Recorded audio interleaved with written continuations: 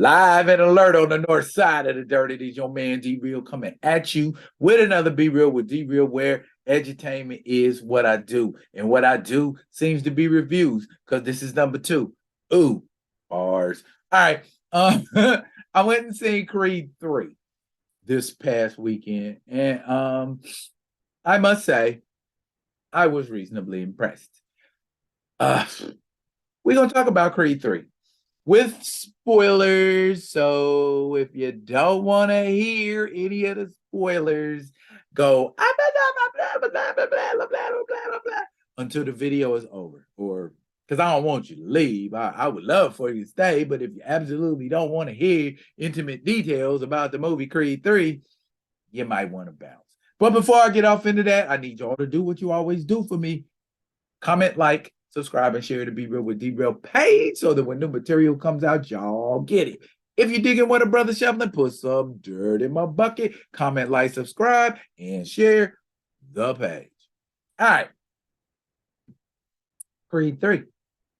Let's get it. All right. There you go. Creed 3 dropped in theaters just this past Friday. Now, it's a good movie, so it should be clocking dough, right? Had a $75 million budget, made 58 of that 75 million back just in opening weekend, and has a worldwide gross of 101,470,000. Looks like Creed is on pace to be a hit. All right, cool. I am happy for Michael B. Jordan in his directorial outing, written by the Coogler folk.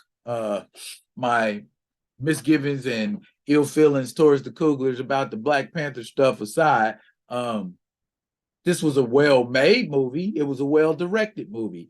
There were some things in the story I probably would have changed, but you know, ain't my movie. Let's talk about it. When the movie first starts, we are watching a veteran Adonis Creed trade blows with none other than my man Conlon,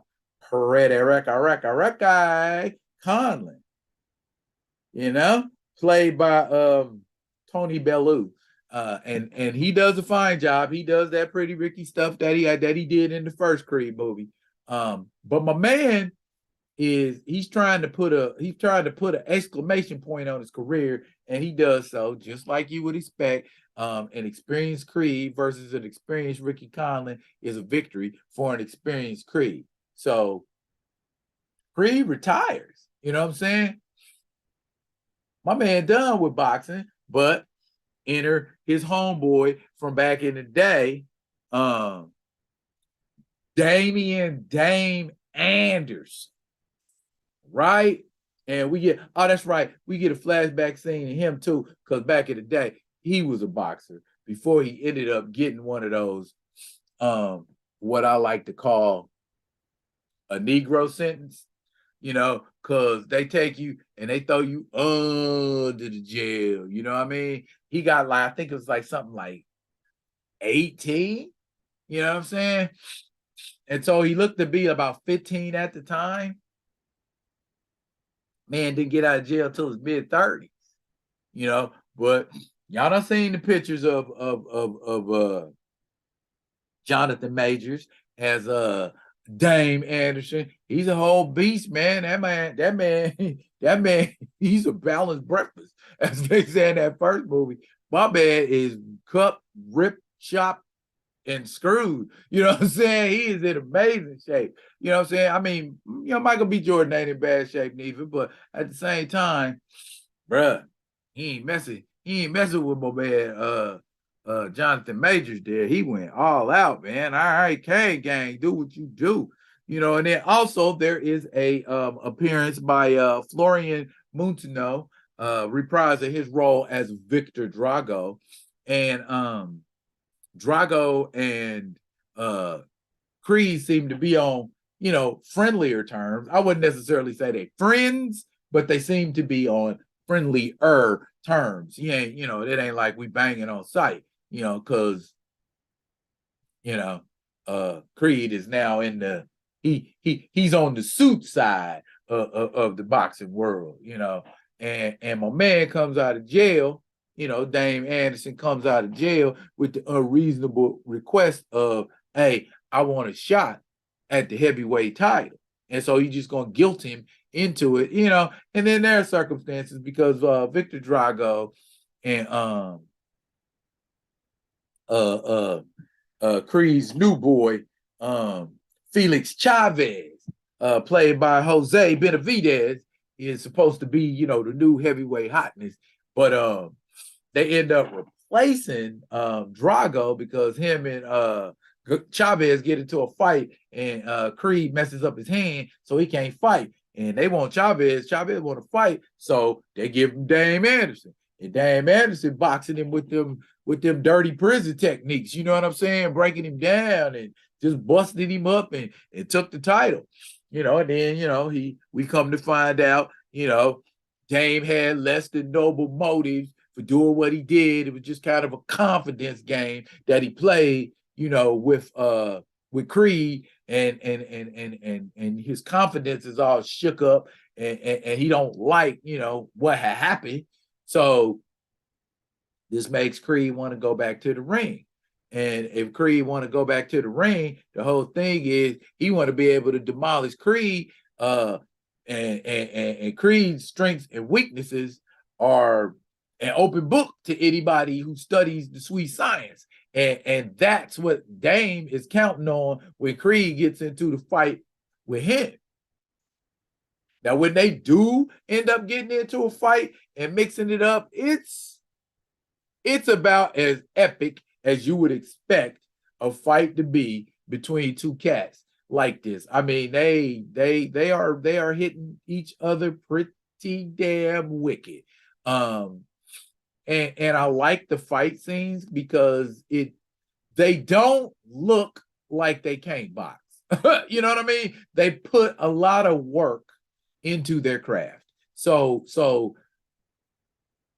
boxing scenes in movies, at least in this movie, have come a long way since the old Rocky days. You know what I mean? And Penitentiary. Oh, ooh, don't nobody know nothing about that, do they? Y'all go back and watch some Penitentiary with some Too Sweet and Half Dead and Do Dirty. Well, see, I'm getting off topic. Let me get back on topic here.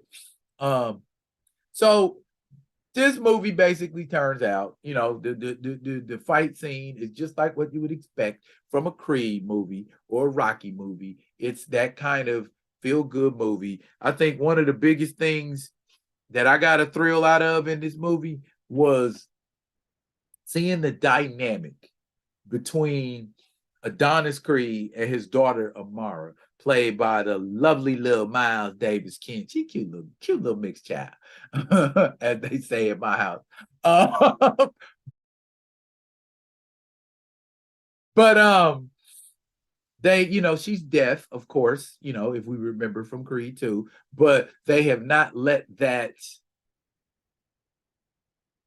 mar anything in her life, make her feel like anything less.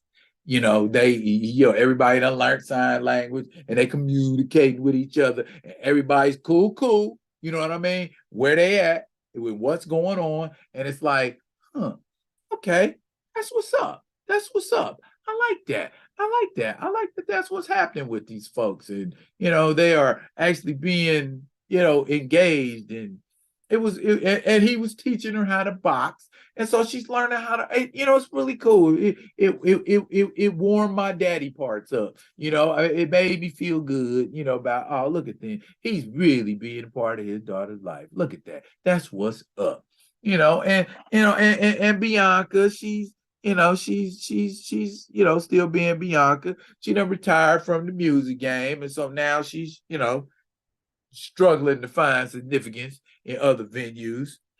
And then Mary Ann Creed, played by the legendary Phylicia Rashad becomes the recipient of the trauma porn. Yep, that's right. Couldn't be a name Coogler attached to it without somebody dying, right? Yeah. She is the sacrificial lamb. I don't know that her death serves any purpose other than as a plot device, but it doesn't really advance the story. Her dying he's already, in a low place, and then her dying only makes that low place lower. So did she really need to die? You know what I mean? But nonetheless, the time she was on screen, she was Phylicia Rashad. She flashed that big, beautiful smile. She give you them eyes, you know what I'm saying? Look down at you, look at her, and look at you like, oh, you know what you did was wrong. Give that, and then that little Phylicia Rashad giggle. So I mean, it was good to see her in a movie. She needs some kind of award. You know what I'm saying? A lifetime achievement or something, or give Miss Rashad an award because she does a wonderful job in everything I see her in. Love her, love her, love her, love her, love her as an actress. Bottom line, though, Creed basically turns into what you expect it to turn into, a boxing movie. And the boxing scenes in this movie, I feel like, in my opinion, are a lot better than the first two. You know what I mean? In real life, that many headshots, boy, you got to be solid, bruh. Solid, solid, solid. You taking them kind of headshots. I mean, they was in, sparring and taking headshots like wham, like mud swimming from Louisiana and connected. I'm like, bruh, somebody gonna be dead or gonna have Parkinson's or something, man. The way they getting hit, and then they talk about, when Creed was getting ready to fight, all the things he had wrong with him, and I'm like, dang, he getting ready to be like Rocky was in Rocky V. You know what I mean? Like when the pain and injuries and stuff that he took their toll on his body, and he started feeling and doing certain things. It would be cool, to see Michael B. Jordan's range as an actor, to see him, with some kind of condition from boxing in the next Creed movie, maybe, potentially. Maybe Creed 4 could be about his daughter. Who knows? I would be here for that. Have y'all seen Creed 3 yet? Let me tell you. And let me give you I'm going to give you the face. I'm going to give you the face. This is the face right here.